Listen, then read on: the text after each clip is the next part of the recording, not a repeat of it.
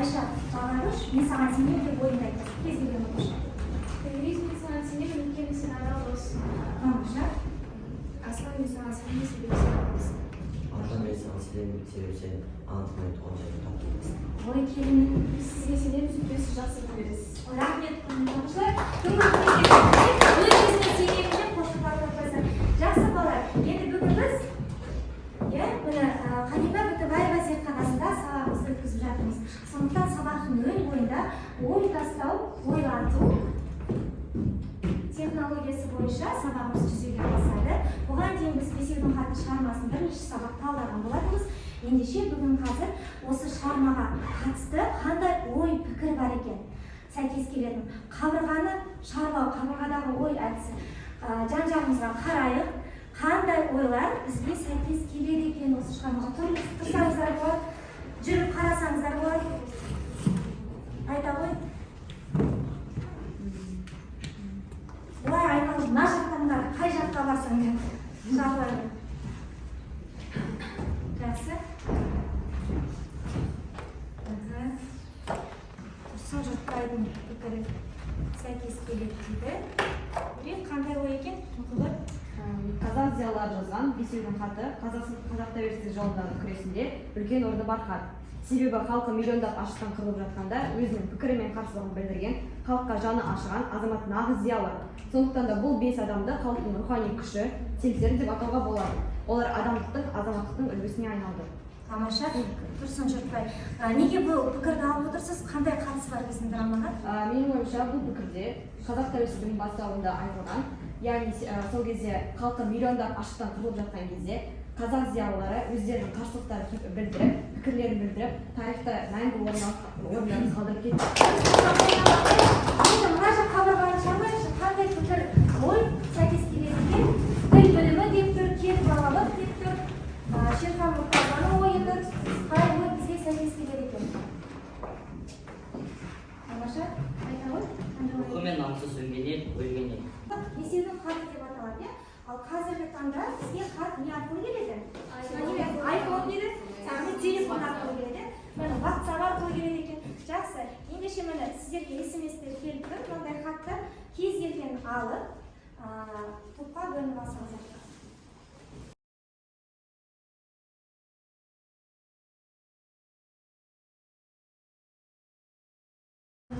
Анель сараймыз, жақсы. Анель топтың жұмысын жасауды білесіздер.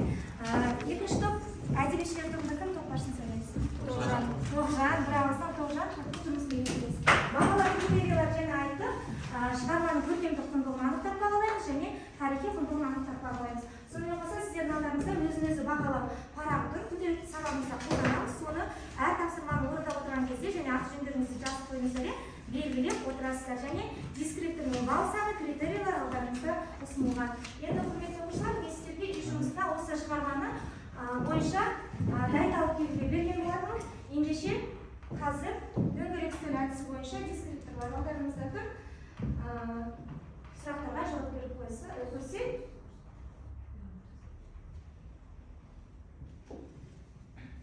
Бірінші топ. Драмада оқиға қай жерде өтті дейді. Кім айтады? Драмада оқиға қай жерде өтті? Тоғжан айта ғой. Бұл шығармада бірнеше уақыт пен кеңістік бар. Ең алғашқысы ол Голощекин ашқан жиын, яғни екінші мекен шақ ол Мүсіреповтің өткен шаққа оралуы, қазақ ауылдарындағы ашаршылық көрінісі. Үшінші мекен шақ ол қайта беру жиналысы, яғни хатты жазсам, бесеуге айтылған үкім. Соңғы мекен шақ ол от дөңгелек, тозақ пен жұмақ көрінісі. Тамаша, дұрыс айтты ма? Тамаша. Бүгінгі сабағымыздың тақырыбы және өздеріңіз айтып кеттіңіздер. Драмадағы жаңағы тарихи құндылықты анықтау. Бүгін дәптеріңізді ашыңыздар, бүгінгі күнді жазайық.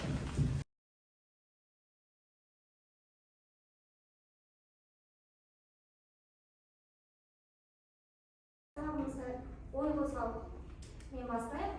Тарихи құндылықты анықтау үшін сол кезеңдегі тарихи оқиғалармен таныс болайық. Осы видеода қандай тарихи кезеңдер сипатталған екен? Аштық, иә? Ал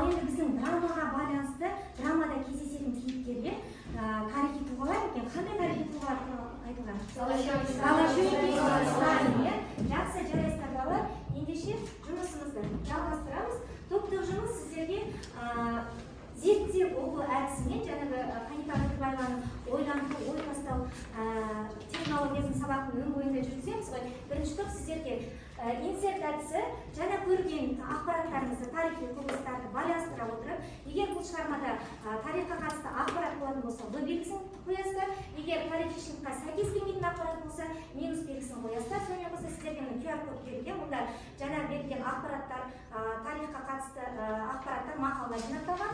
Екінші топ сіздерге сөздік әдісі, сіздерге әдебиетшілер болғандықтан мәтіндегі тарихқа қатысты қандай сөздер бар, солар драманың идеясын ашуда қандай рөл атқарады және драмадағы ремаркалардың қызметін айтасыздар.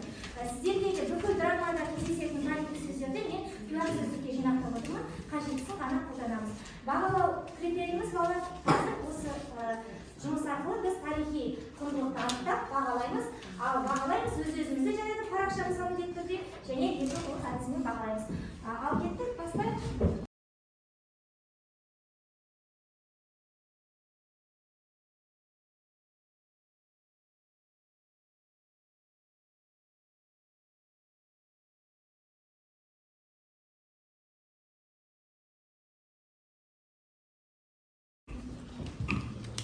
Болсақ бірдей.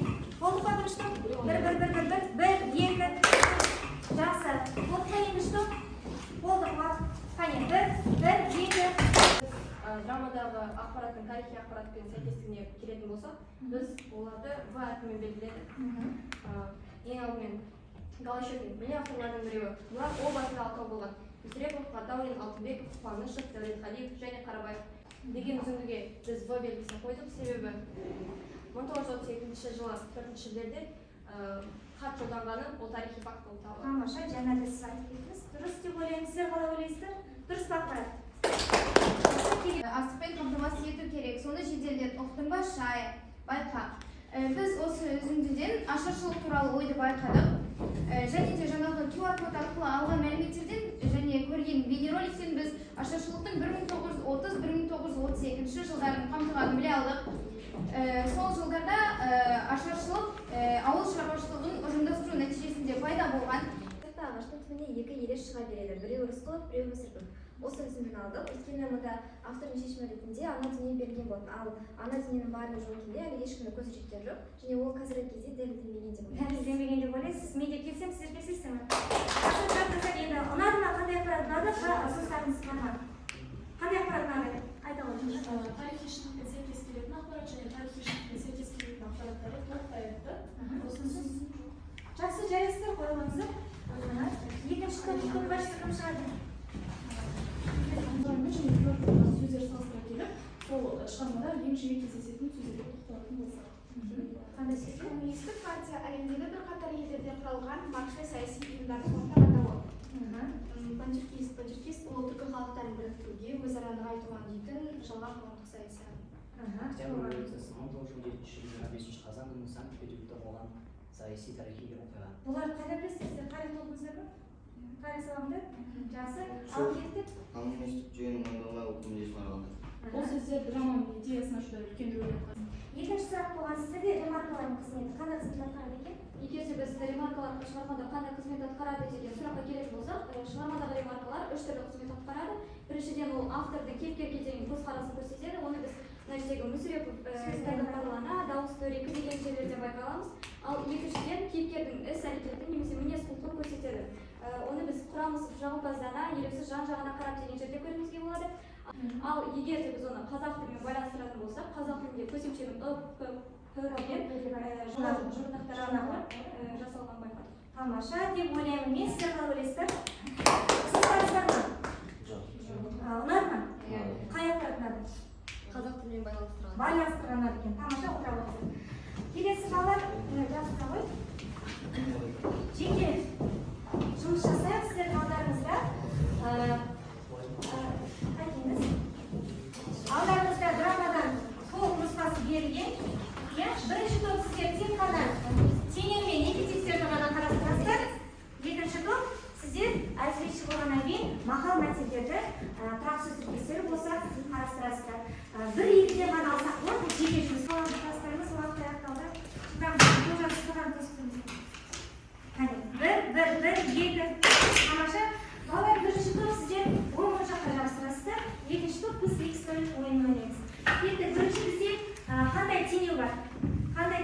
тең. Кустай тозаңдай деген сөз. Кустай тозаңдай. Дұрыс деп ойлаймын мен. Жарайсыз. Келесі Аслан. Шындан айырмаға қыстай түйе торты деген сөйлер. Кустай пайдалы деген сөйлер. Тамаша, жарайсыз.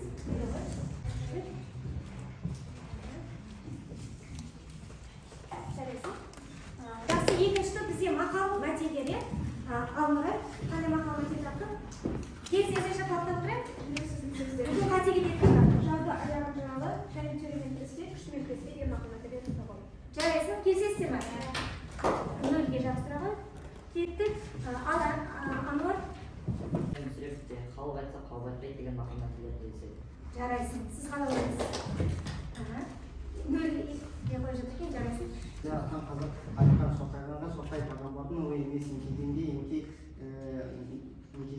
әкеден қалған қол емес деген мақал мәтел байқадым. Бар ма сондай мақал мәтел? Келіссіз қалдар бар екен, анықтады. Енді балалар, жаңа біз сабағымыздың басында байқасаңыздар, тақта таза болған. Енді қарасаңыздар, біз білімге толы тақта, таза тақта стратегиясымен жұмыс жасап жатырмыз. Қазір бізде міне білімге толы тақта. Білімге толы тақта үшін бізге соңғы мына тапсырманы орындауымыз қажет. Яғни біз білімді алдық, енді жан-жақтан миымызға жарып түсіреміз. Прожектор әдісіне мен сіздерге қазір 3 деңгейдің тапсырмасын берейін. 3 топқа бөлінеміз. Аты жөндеріңіз жазылған тапсырмада.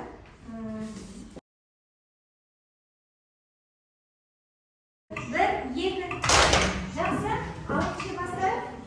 Сонымен бірінші бізде бірінші деңгей шығарылыңыздар. Сонымен қандай ақпарат, қандай сұрақ берген? Драмадағы көркем құндылықтар сіздерге қалай әсер етті? Қалай әсер етті? Қандай көркем құндылықтар бар екен? Ол шығарма тарихи оқиғаларды неге әсіресе жазушының эпизодтарда кейіпкері болмысына жақсы эпизодтар әсер етті сізге? Маған сол заман, қараңғы қазақ, бұл саяси көз деген эпизодтар. Өзің жазған эпизодтар ұнады? Эпизодтар ұнады. Сонымен қатар жаңа теңеуді айттым ғой, Нұрханаттың толғандағы. Нұрханаттың аузына сөз салу арқылы қазақтың ашаршылығын бейнелейді және осында барлық драмадағы көркем құралдар драманың нағыз ойын түсінуге бізге әсер етті. Біз ойласақ, қуаттағышымызды көтерейік, бізде қуаттағышпен бағалаймыз.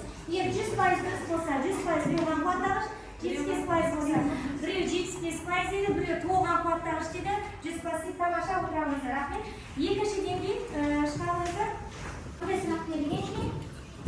Драманы жазудағы автор идеясы қандай? Драманы жазудағы автор идеясына тоқталатын болсақ, Шерхан Мұртазаның Бесеудің хаты атты драмасындағы автордың идеясы ел басына түскен азапты күндер, қолдан жасалған аштықтан қырылған 2 миллион халықтың тағдырын көрсету деп ойлаймыз. Саған не қосар едіңіз? Ас сияқты көрінді. Жақсы, рахмет. Теңіздер, үшінші деңгей. Драмадағы тарихи құндылықтардың бүгінгі күндегі маңызы. Қандай маңызы бар? Қараны ойлайтын, ел тар қапастан алып шыға алатын қуатты жастардың, білімді азаматтардың бар екендігін дәлелдеп. Қазір бар ма сондай жастар? Бар деп. Жақсы, сіздің ойыңыз? Біз өз ойымызды қорытындылай келе, болар елдің баласы бірін-бірі батыр дейді деген сөз айтқымыз келеді, себебі біз өзіміздің жарқын болашағымыз үшін, 38-ші жылдардың кебін кимеуіміз үшін біз өз бірлігімізді, татулығымызды сақтап қалуымыз керек. Бүгінгі сабақта не білдіңіз? Көп тарихи факторлар білдім. Және Бесеудің хаты драмасын талдадым. Не білгілеріңіз келеді әлі болашақта? Қандай дүниені білгіңіз келеді? Болашақта тағы осы тарихтың құнды драмалар оқуға. Тамаша, білгім келеді дейді. Қандай әсер алдыңыздар? Біз осы драманы талдау арқылы біз өзіміздің тарихымызбен қазіргі болашақ жастардың қандай әрекет ету керек екенін білдік. Тамаша, ақылдыларым. Рахмет сіздерге.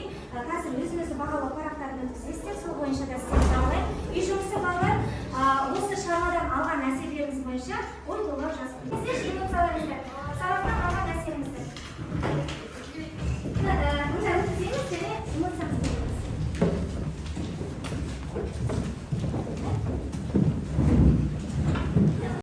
Сертификат Төлеуқоңыр Жадырат Құнанбаевнаға беріледі.